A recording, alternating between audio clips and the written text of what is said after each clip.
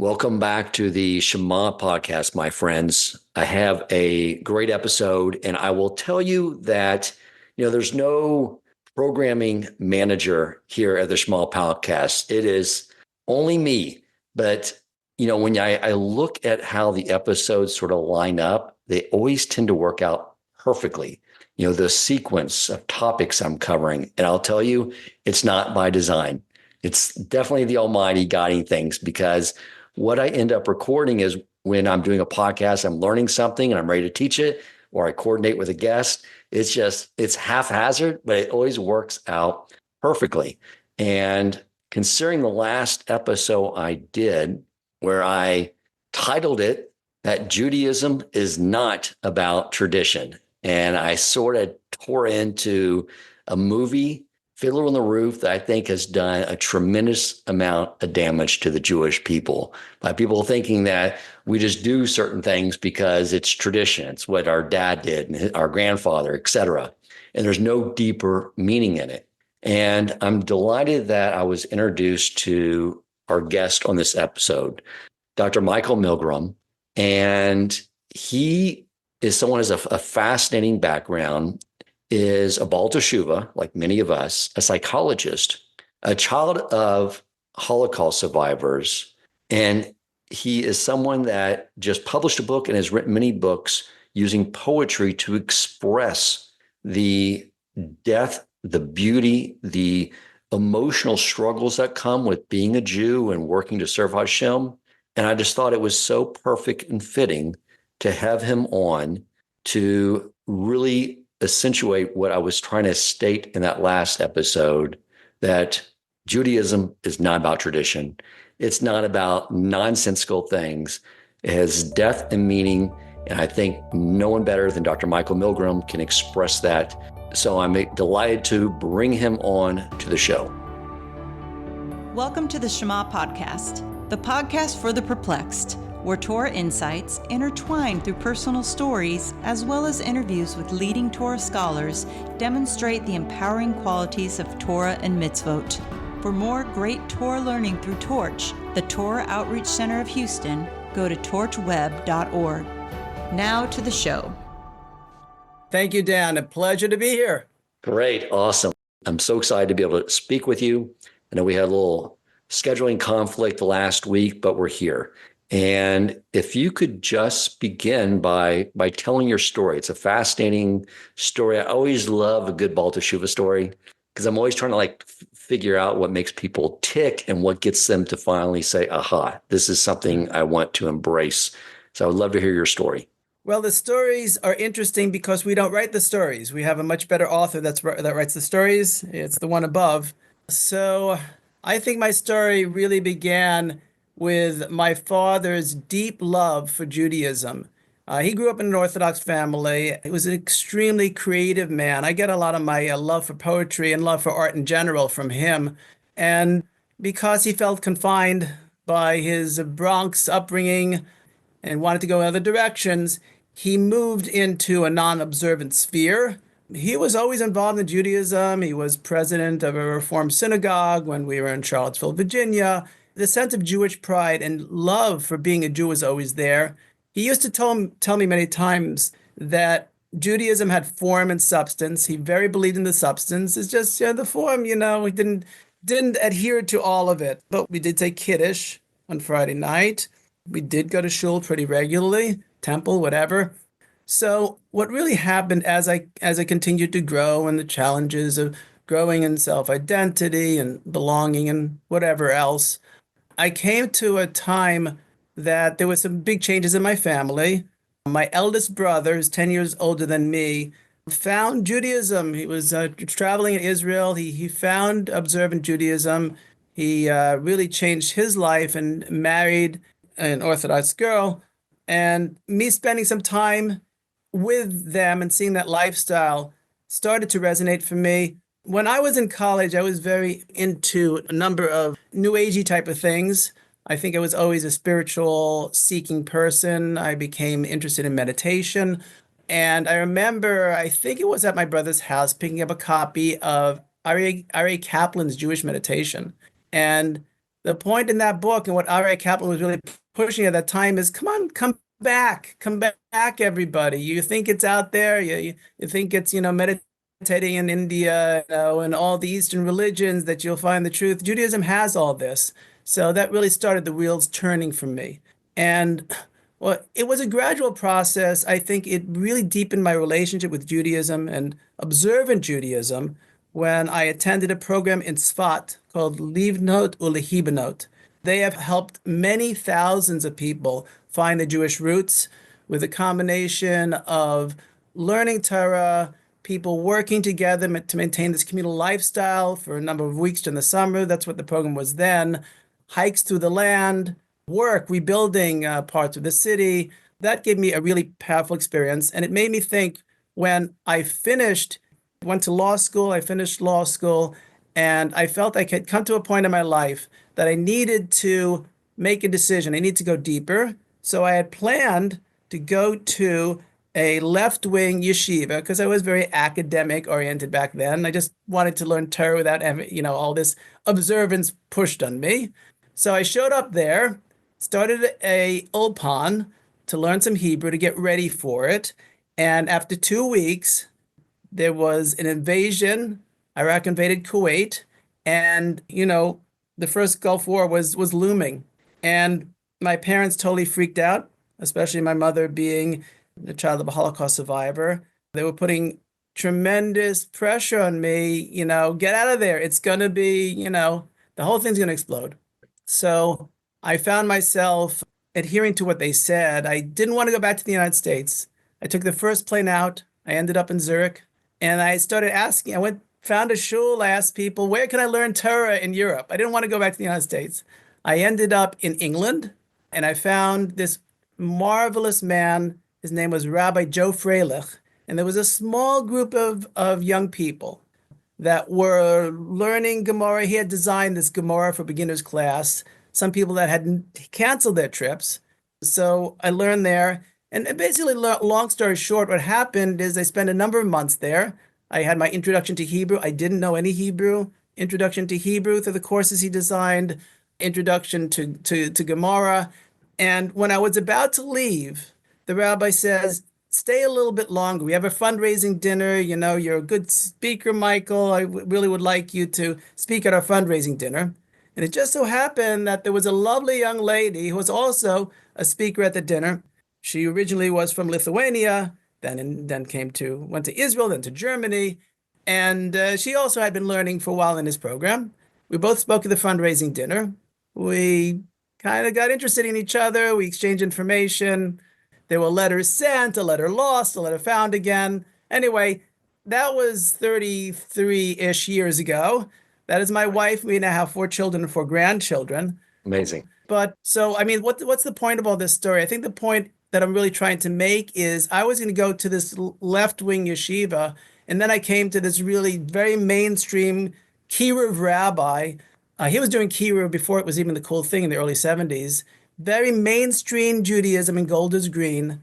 And in that year, I also went to Or Samech and Monsey after I'd been in England for about 5 months. And it was that exposure, that deepening that made me see more and more, look, I have to make a decision. I see so much depth here, so much dignity of life. And my wife was very much in the same journey, my wife to be. And we came together, and when we found each other, and after all that, married, living in the United States, it was like, this is the life we're going to live. So Hashem just moved me across the path to, where I was supposed to be.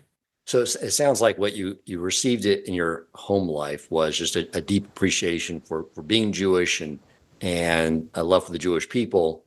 But would you pinpoint to any one thing that basically sort of changed your outlook as far as, Torah observance and that aspect of Judaism? The thing I like about interviews such as this is it really causes one to reflect, what are those pivotal moments? And I think for me, one of the things that, looking back, I remember being at Livnot when I did the program in 1988, and just opening a chumash, very little Hebrew skills, mostly reading it in English, And the Chumash, I was looking at it through new eyes because it was with the commentaries and it was a certain seriousness of learning. I had been exposed before, but Bible stories. But what are the lessons of life in this? And I just resonated with it.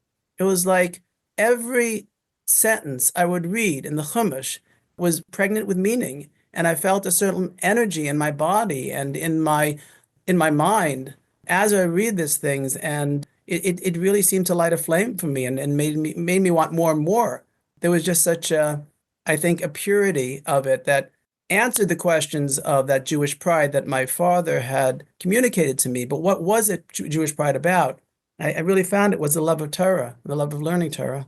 Beautiful. So, at what point in your life did you pursue this profession of psychology? Because I would like to bring these areas of Torah and psychology together because they're expressed in your poetry.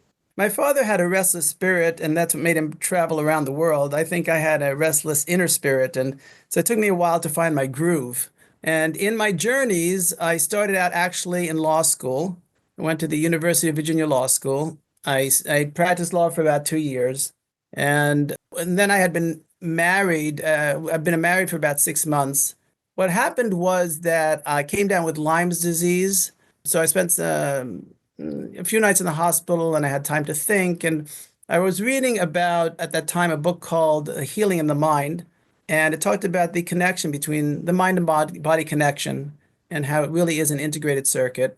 And it made me think about my struggles in life and how good of a listener I was and how I wanted to help people understand themselves better. And I just wasn't really happy being a lawyer. It didn't have the killer instinct that I seen in so many lawyers, and I was much more like an introspective, feelings oriented person. And so my wife first thought I was crazy, but then she appreciated the sincerity of my wanting to switch fields. And anyway, we worked it out. I got a PhD in psychology, and so that I started that in my early 30s, and so by my late 30s, I was practicing psychology. Huge shift. Okay, well, the Jewish people are not in shortage of lawyers, so I applaud your journey into this other profession. So now, as you learn Torah, because I know what you were discussing in the forward to your book about how to structure the book and whether you should do it on, psychology and then more spirituality, and then you realize they're totally intertwined, are they not? I mean, Absolutely. I mean, let's remember that psyche means either mind or soul. That's the origin of the word, is psyche is soul. okay. And how do you, in your day-to-day practice, how has your Torah learning complemented what you learned in the textual work and the secular knowledge of psychology? How is that? I'm just curious how that has aided you or complemented you in your practice when working with patients. Well, I'll tell you a little secret, and that is that the Torah has been much more my textbook than the textbooks. And that is because I don't mean to discount the knowledge of academic psychology. There's exciting things, always new developments, exciting things that are happening with the psychology, and there's a lot of wisdom there. But at the same time, the ability to see the deeper process of why we're here, what it means to be human, and the struggle to be good, that is much more part of psychological well-being than a lot of people understand or acknowledge. And so the Torah it's the original and the best book when it talks about answering those deeper questions. And so I've always been influenced by that and how I think about all people. And then when someone, Christian, Jewish, Muslim, whatever, who has some sort of spiritual heritage, I'm very happy and open, and I feel them out. But to see their psychological issues also as a spiritual journey, and to bring in that part of the narrative. Because a lot that we learn from Torah and and dealing with life is sort of like what the alcoholics have to go through, right? Learning what we're in control of, and most of the problems and neurotices come out when we think we're in control of things that we're not in control of. Oh, that's so true. I So, agree with that, which is that is the serenity prayer that God grant me the serenity to know the things that I can't change, and grant me the acceptance or the serenity to know the things I can change, and the courage to change the things I can, and the wisdom to know the difference between the two. That is, I mean, Alcoholics Anonymous started as a religious movement anyway. But you're right, that awareness is the essence of being human and of finding happiness in a confusing world. And I know you write a lot about Amuna, which is all that serenity prayer is about, Hmm. right? It's about having Amuna and knowing that there's a creator that is orchestrating every event. And our task is on how we Hmm. to learn from that experience and grow in our connection. Is there a way you can handle that with a patient who doesn't acknowledge God, but still sort of, or do you hit a wall at some point with someone who has no spirituality in their life when helping them with situations? I believe the great majority of people are spiritual. And what I mean by that is even if they don't acknowledge a God, they do feel like there's some sort of flow of life.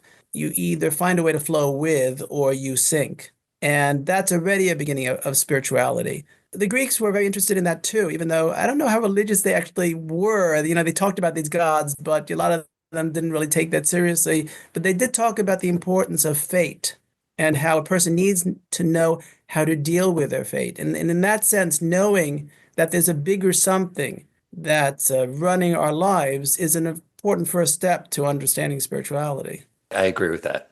The last CEO of the company I was working with was a very vocal atheist. And I used to tell him too, I was like, oh, we just miss each other by like 5 years. We would have had so many great conversations about atheism, but I'm sorry now. And I was like on my path to becoming a observant Jew, but he was really big into meditation and quieting the mind and for those reasons you just Yeah. stated. So I do agree with that. So when did the writing of poetry, when did that start? On my shelf, I have a notebook of a poem that I wrote, I think, when I was 12. I think that was the beginning of my poetry that I felt was of a somewhat higher quality. I think I was writing poems earlier. My father was reciting. He had a very small audience. He never found a large audience for his work, even though he wrote 100, maybe 1,000 poems. He did it his whole life. But he always was sharing it with the family. He composed songs. He would sing the songs with us. So that poetic lyric, it was in my ear. We also, we love music in general. All those things made poetry part of me and made me love it. It seems like the best medium for conveying emotion. I'm not like someone that 10 years ago would have ever picked a poetry book off the shelf. Mhm. When I was growing up in my atheistic view of the world, I thought emotions were an unnecessary byproduct of the evolutionary process and the frailty of mankind. And I used to like Mhm. idolize Spock from Star Trek when I watched that as a kid. And when I first got married to my wife, she came to me with a problem and we had a conversation and she said, "Thank you so much, Spock, for that conversation." And I was so flattered. I was like in this dream world, is like, I am the most amazing husband because all my work at learning how to be like Spock and remove emotion from conversation and just get to the facts and logic. My wife appreciates it. I'm going to be an amazing husband. And then, like, within a month, she's like, "No, that wasn't a compliment. That was a complaint. Like, I don't want to talk to a robot." And, You you see, know, when you can't, when you don't get emotion, then you also don't get sarcasm. right, exactly. I did pick up on it. I really thought it was like a compliment. So so it was. It's been like a process, especially part of the religious process too. Is that you learn that emotion where is the touch point between spirituality and physicality. Like Hashem does not Yes, want us absolutely. fulfilling a mitzvahs like a robot. He wants us to infuse things with joy. He wants us to feel certain emotion during Tish B'Av. Like it's the tangibility of what we are thinking to be true. And Right. and I will tell you when I first moved to a community 4 years ago and was like looking at a sitter for the first time and the Tehillim that are in beginning of Shachar Easter to Zimri, I was just like, especially those last couple of years, all the challenges, like that's poetry. But David Hamelech wrote. And it was expressed to me in a way that I could relate to connect with the emotion he was feeling in those Tehillim. And so like totally new perspective on it. And that's why I really enjoyed reading your collection of poems. But that's to me what it is. Like, if I want to just understand something logically, I'll read Ram Call. Nice, linear, concise, no extra words, no deficiency of words, just lays out very clearly scientifically. Mm-hmm. I love it. But when it comes to conveying the real challenges we go through as human beings, I think it is the only medium that is available for that. Right. I guess my follow-up question to my talk was like, is that why you like writing it? Does it allow you to sort of bring clarity to what you're thinking and what you're feeling? Well, it certainly does, and I think it's a way to bring clarity, but it's also a way to crystallize an emotion and a moment, so I can share it with someone else, and I think that gives it more dignity and beauty when the moment can be shared. Beautiful. You do have some things written about just dealing with the trauma and things in your poetry. Is that from just, I assume the things you heard growing up from your parents your parents were Holocaust survivors, or they're children of Holocaust survivors? My mother was a Holocaust survivor. My father is American born. Yeah. Okay. I mean, did that influence a lot of your outlook on trauma and things that you bring to the psychology and the poetry? It certainly did in many ways. I will say that I'll put it this way, that the trauma and that story that creates within families oriented me to listen in a different way, listen not only to the words, but to the emotions behind the words, the needs that are spoken in between the lines when people speak.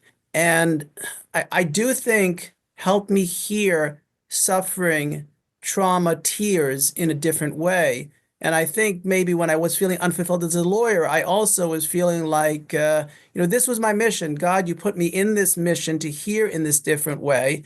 And, and then in becoming a therapist, then one hears stories and stories of stories. It is not a kind world. Many bad things happen. Many human upon human perpetrated traumas happen that people need to process. And this has come up in the therapy. And what I have found over the years, I've experienced many times that it was astounding how many people would cry in their first session. And I think I just am attuned to people's tears. I find over the years that I cry more easily over circumstances and situations. And I think it was that attunement to tears, someone that can hear it, someone that knows it, helps someone bring out their own tears. So it's this continuing story of, from my youth being aware of that and then bringing that into my, the work I do. Wonderful. Now, this latest book called To Seek a Larger Spirit, Reflections of a Jewish Psychologist, this is not your first book. No. Tell me a little bit about the earlier books you wrote, and then I want to have some follow-up questions to the most current one that's available. Okay, so the first book was Never Forget My Soul.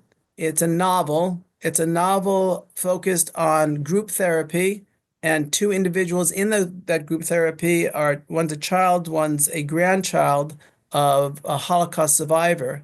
And it explores the similarities and differences that people of this heritage can have. It's actually based on a presentation I heard by Yael Danieli of different types of survivor families. But it was really seeing how these people were dealing with their trauma, running away from it, connecting with each other or not, and how to connect with each other and with God in a new way that they could face their pain and grow beyond it. So that was Never Forget My Soul. There is a book partly by me, which was called Poetry of Three Generations, a family collaboration where it has my father's poetry, mine, and my daughter, Rena, also contributed to that. That was the second book. The third was Written Upon Our Souls, and that's a series of essays on Parshas, on Tehillim, different themes that resonated for me. They're short essays talking about the spiritual journey of a Jew in all the different ways that we can see in our sacred texts. And then this fourth one, this compilation of poetry, is really my lifelong writings on, like we spoke about, psychology and spirituality.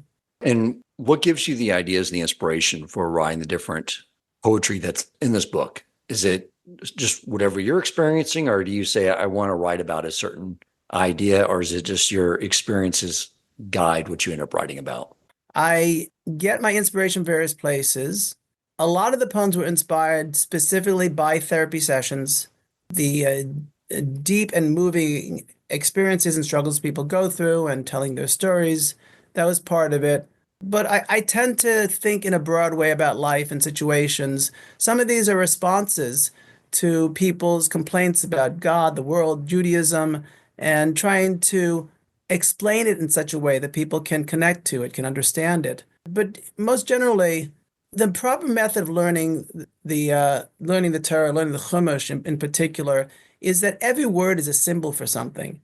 And I think that's one of the orientations that's really helped me process the world. I look for the symbols of like the signposts of how we're supposed to be living this life. And I see that not only in the Torah, but in life experiences. And when something just crystallizes for me, that was a symbol of something that can light a way for someone, then I want to, put it into a poem. Beautiful. A lot of what you write about is about relationships, interconnectedness, something you're very tied to. I will tell you that in my worldview of as an atheist up to the age of 40, one of the things I was always bugging me that I could never figure out is why I felt truly sad to hear about something horrible happening to someone I really didn't know, and to feel good when something good happens to someone I don't really know. Like, it was unexplainable. I was always like curious on what caused that, but it's obviously inherent in us spiritually that we're all connected to each other. And how much of that, if maybe not all, is sort of tied into what you're writing about? And I assume it's in psychology too. It's a lot of our health is the fact that we don't live on an island. Our psychological health, our spiritual health, it all comes about through our relationship with other people. Well, I would agree with that. And I think particularly in my novel and in this latest poetry book, my message is we live to the extent that we connect. And I mean, it really goes back to that early verse in Bereshit where it says it's not good for man to be alone.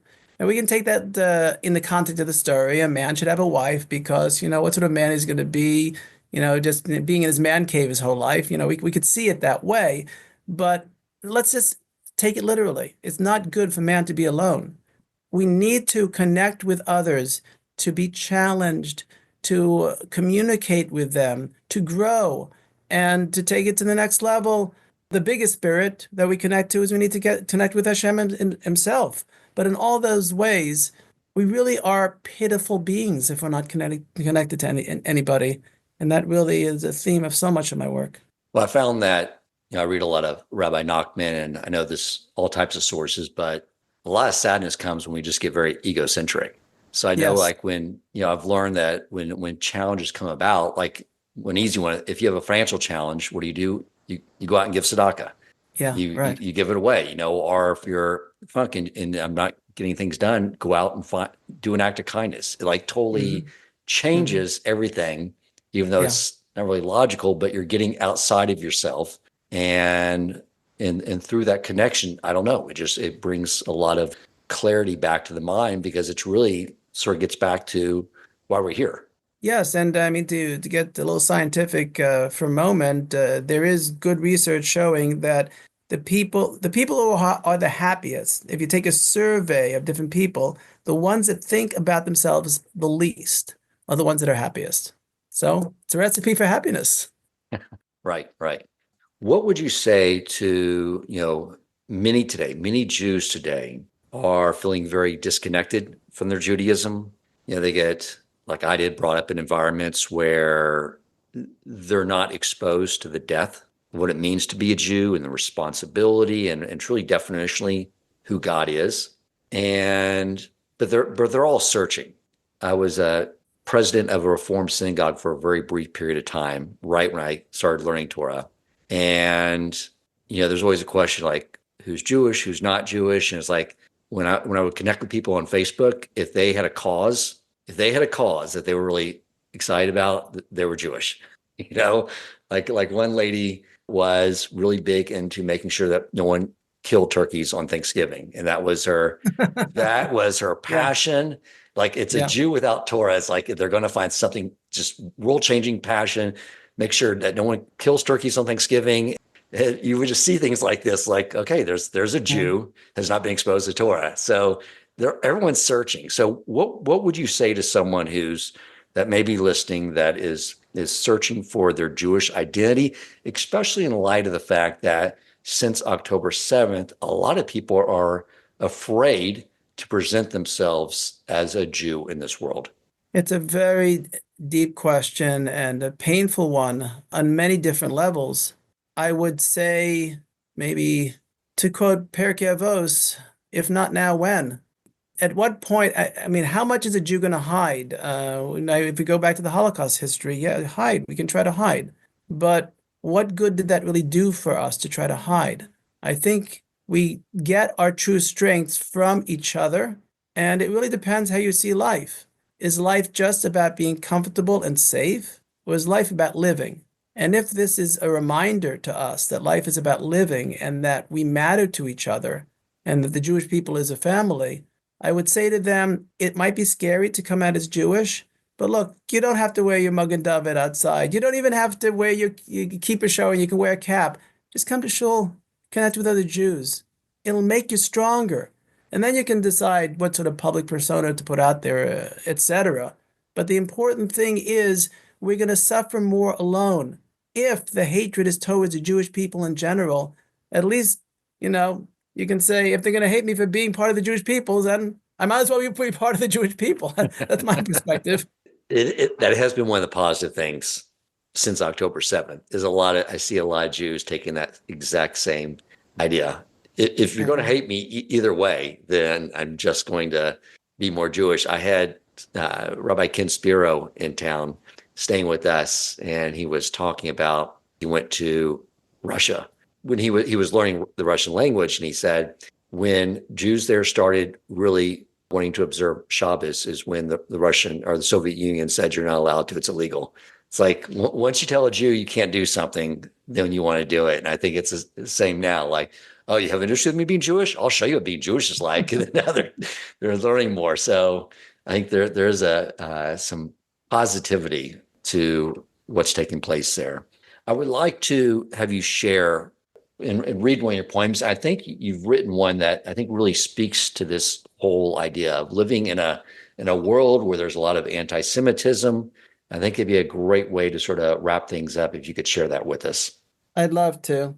This is a poem called Vanity, and it's really a poem. Well, we'll talk about it afterwards, but I just want to lay it on you fresh, okay? Okay. Here's how it goes. Heed proclaims King Solomon. There's nothing new beneath the sun. Our pride and power, vanity, and nothing stands but God's decree. No, responds enlightened man, for God is dead, so too his plan. Our minds alone create a hell or heaven where we come to dwell. Armed with faith in mind and man, the modern world then makes it stand. It stands, then totters, falls, and smashes, the murdered crying from the ashes. Postmodern man, he trembles, hides, fearing demons that reside in neighbor's soul and in his own, distracts himself with drink and phone. We're left with the philosophy that everything is vanity, that love is lust and truth is naught but mere convention we've been taught, and that our very self's not real, and everything we think or feel are selfish genes and drives at play, or neural networks firing away. So is God dead, or is it man who deconstructed cannot stand, a ghost of what he used to be? He swallowed and choked on his vanity. Wow. When you're reading, I was thinking about that scene from Schindler's List, where like the Nazis were like, they were so compassionate towards animals. And that one scene that I had a hard time watching, but they're so sophisticated. And he sat down and played the piano right before he killed the little girl. Like like mankind by themselves and their own logic, it's this false sense of vanity, like that there's a level of sophistication. And even today with the marveling at, now we marvel at AI and all this new technology. And I look at our sages from 500 years ago, 600 years ago, 700 years ago, that had the entire Talmud categorized and organized in their mind that they could pull on in any second and cross-reference data. you know, Hmm. I mean, the idea is that the level of depth I think modernity has sort of taken out of what it means to be human. I think you lay it out very clearly in your poem, and I think that's what every Jew or every human being is actually searching for. They see what's wrong with society today, and they're looking for Yeah. something deeper. Yes, I particularly like, there's a lot of talk in Jewish learning about the meaning you can draw from Hebrew words. The truth is sometimes you can draw deeper meanings from English words. The English word vanity, it means excessive pride, but it also means utter emptiness. And this is the problem of the modern world. The modern world has done undeniable miracles, what science has done, but science is the means. We destroy the world if we make science the end. The Nazis had their new science, the science of eugenics. They did their bit of destroying the world, certainly trying and decimating the Jewish people. And so it's that worship of science. It's making science the God, whereas we need the higher purpose that we're serving. And then the products of the mind and science, it, it could make the world into a paradise if we put the priorities straight. And that's the problem. We don't have the priorities straight. And it comes with some humility too, because when we learn science, all we're doing is discovering the world that our infinite creator created. Yes, It becomes humbling from a Jewish perspective, but it's made a lot of the world extremely arrogant as a exactly. result of the technology. So, And yeah, and it's I'll just, almost become like they want to place on the money now. Many people in this country, in science we trust. It's concept berserko. certainly, it makes me think of I was learning Rabbi Dessler's Strive for Truth, and one of the points he comes back to again and again and again is people think that if you have good thinking, you'll have good midas, and he says wrong. It has to be the other way around. If you have good midas, if you are a simple, straightforward, honest person, then you'll find the truth. But if you just go for, ignore all those things and just you think that you're going to have a logical truth, then you're going to be driven by your passions. You're not even going to know yourself, and you're going to find that which you wanted to find and think that it's logical. So the midas and the true deep passion for truth has to come first. 100%. Like the one of the stories that just blew me away about that I learned about Rabbi Akiva early on, before he became the greatest sage ever, was the story about when he went to collect his compensation from the person that he was working on in his fields, and he had every excuse under the sun on why he couldn't pay him. And when he went back to approach what would soon be Rabbi Akiva in the future, he said, "Well, I assumed," and he gave him the benefit of the doubt in every situation. He wasn't upset. He just assumed, like, I assumed you couldn't give the money. You didn't have money in the fields because you hadn't tithed it yet. He gave excuse for every single thing, and the person said, "That's exactly right." And it shows like what he was first was just a pure vessel, and that's why he absorbed that wisdom, starting at a later age like me, age 40. But he absorbed so much Torah because he had that purity of world outlook and the mitos. Mhm. And so I agree with that. Dr. Milgram, it was a pleasure having you on. A delight to get to know you, learn about your amazing story, the works you're doing, the poetry you're writing. I think it really speaks to the heart. I think every Jew needs that, because we talk about a lot on the show. Anyone who is pursuing spirituality and closer to God, it's going to come with challenges. And it's almost like a boxer in a fight to some degree. And what you write about really, I think, speaks to the heart and speaks to the depth and meaning of being a Jew and what we experience. So I really appreciate your contribution to Clay Israel with your book. I really appreciate it, Dan, and I appreciate the insightfulness in which you conducted this discussion and your contributions to it as well. Thank you so much. And I'm going to put links to all your works in the show notes. So if you look in the show notes, you'll be able to click on the link and find all of Dr. Milgraum's books there. And again, thank you for joining us, and we appreciate you sharing your wisdom with us. Fantastic. Thank you so much. If you enjoyed this episode, please consider supporting Torch so they can continue to spread Torah wisdom to the world by making a donation at torchweb.org and clicking donate in the top right corner of the page.